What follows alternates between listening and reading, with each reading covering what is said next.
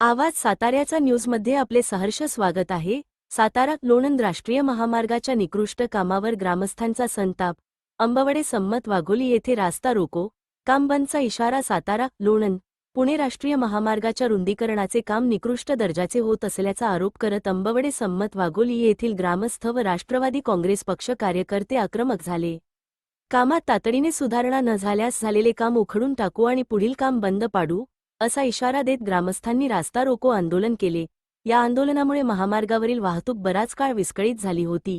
गेल्या 2 वर्षांपासून सुरू असलेले सातारा लोणंद पुणे राष्ट्रीय महामार्ग रुंदीकरणाचे काम हैदराबाद येथील KCPL कंपनीकडे देण्यात आले आहे। मात्र काम सुरू झाल्यापासून अंबवडे सम्मत वाघोली गावापर्यंतचा भाग निकृष्ट झाल्याचा आरोप ग्रामस्थांनी केला आहे। रस्त्याच्या दोन्ही बाजूंनी पाण्यासाठी मोठ्या नाल्या बांधण्यात आल्या आहेत, परंतु नाल्यांवर योग्य सुरक्षा उपाय न केल्याने व पाणी मारून मजबूती न दिल्याने अपघात घडल्याचे सांगण्यात आले। या परिसरात मोठ्या प्रमाणात ऊस शेती असून नाल्यावर टाकलेले स्लॅब कमी जाडीचे असल्याने वाहनांची चाके नाल्यात अडकत आहेत। शाळा, उद्योग, व्यवसायांच्या ठिकाणीही अशीच परिस्थिती असल्याने नागरिकांच्या सुरक्षेचा प्रश्न निर्माण झाला आहे।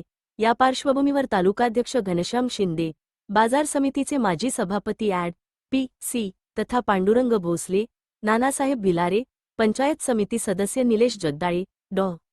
संजय आवडे, राजेश पवार यांच्यासह स्थानिक पदाधिकारी व कार्यकर्त्यांच्या नेतृत्वाखाली सकाळी 11 वाजता अंबवडे सम्मत वाघोली येथे घोषणा देत रास्ता रोको करण्यात आला। यावेळी राष्ट्रीय महामार्ग विभागाचे अधिकारी सुभाष घंटे, लक्ष्मण पाटील तसेच KCPL चे सुपरवायझर अजित शिंगटे यांनी ग्रामस्थांच्या आरोपांवर स्पष्टीकरण दिले। मात्र ही उत्तरे समाधानकारक नसल्याने ग्रामस्थांनी आक्रमक भूमिका घेतली। संबंधित वरिष्ठ अधिकाऱ्यांसोबत तातडीची बैठक घेऊनच पुढील काम सुरू करावे, अन्यथा तीव्र आंदोलन छेडले जाईल असा इशारा दिला।